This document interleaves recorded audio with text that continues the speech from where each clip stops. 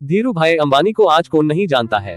वो अपने बिजनेस की वजह से पूरी दुनिया में आज मशहूर है।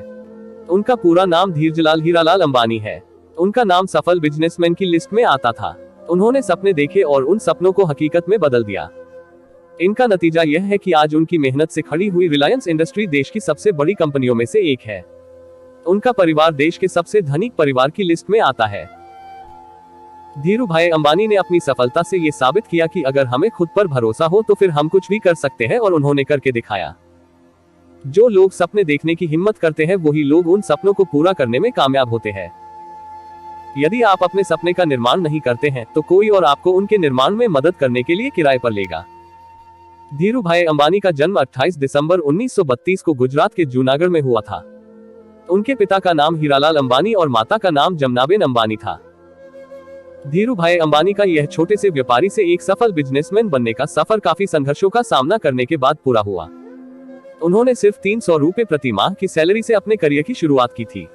आगे जाते जाते वे एक दिन अरबों खरबों रुपए के मालिक बन गए। अगर हम उनकी पढ़ाई की बात करें तो उन्होंने सिर्फ 10वीं क्लास तक ही पढ़ाई की थी, लेकिन उनकी मेहनत और उनके इरादे किसी मास्टर डिग्री हासिल करने वाले लोगों से भी ज्यादा ऊंचे थे। उन्होंने बहुत ही कम समय में अपने छोटे से कारोबार को एक बड़ी सी कंपनी में बदल दिया। हम ये कभी सोच भी नहीं सकते हैं कि एक पकौड़ा बेचने वाला इंसान एक दिन इतना बड़ा बिजनेसमैन बनेगा। धीरू भाई अंबानी ने अपने करियर की शुरुआत में छुट्टियों के दिन गिरनार पर्वत पर आने वाले तीर्थयात्रियों को चाट पकौड़े बेचकर की थी। इससे पहले वे फल और नाश्ते बेचने का काम करते थे, पर उस काम में ज्यादा मुनाफा नहीं मिलता था, इसलिए उन्होंने चाट पकौड़े बेचना शुरू किया था। उनका यह बिजनेस पूरी तरह से पर्यटकों पर ही निर्भर था, इसलिए ये बिजनेस साल के कुछ समय में तो अच्छा चलता था, लेकिन बाकी के समय में मुनाफा कम मिलता था। इस वजह से धीरू भाई ने ये बिजनेस छोड़ दिया। ये दोनों बिजनेस में कुछ खास सफलता उन्हें नहीं मिली, इसलिए उनके पिताजी ने उनको नौकरी करने की सलाह दी। अपने पिताजी की बात मानकर वे नौकरी करने चले गए। तब उनकी उम्र सिर्फ 16 साल की थी। धीरू भाई ने अपनी पहली जॉब बेस्ट कंपनी में एडन शहर में सिर्फ प्रति माह 300 रुपए की सैलरी के साथ ज्वाइन की थी। वो कंपनी करीब 2 साल बाद शेल प्रोडक्ट्स की डिस्ट्रीब्यूटर बन गई और धीरू भाई का प्रमोशन हो गया। धीरू भाई शुरू से ही बिजनेस माइंडेड थे। जब वो नौकरी कर रहे तब भी उनकी दिलचस्पी बिजनेस में ही थी। वो हमेशा बिजनेस करने के बारे में ही सोचते रहते थे और बिजनेस के लिए नए मौके की तलाश में हमेशा करते थे। वो बड़े बड़े बिजनेसमैन की बातें सुनने के लिए और बिजनेस की बारीकियों को समझने के लिए 1 रुपए खर्च करके चाय पीते थे, जहाँ की वे जिस कंपनी में काम करते थे वहां पर सिर्फ 25 पैसे में चाय मिलती थी। धीरू भाई जब यमन में रहते थे तब कुछ समय के बाद यमन में आजादी के लिए आंदोलन शुरू हो गए थे। इसकी वजह से वह पर रह रहे भारतीयों के लिए बिजनेस के सारे दरवाजे बंद कर दिए गए थे। इसके बाद धीरू भाई को साल 1962 में यमन से भारत लौटना पड़ा था।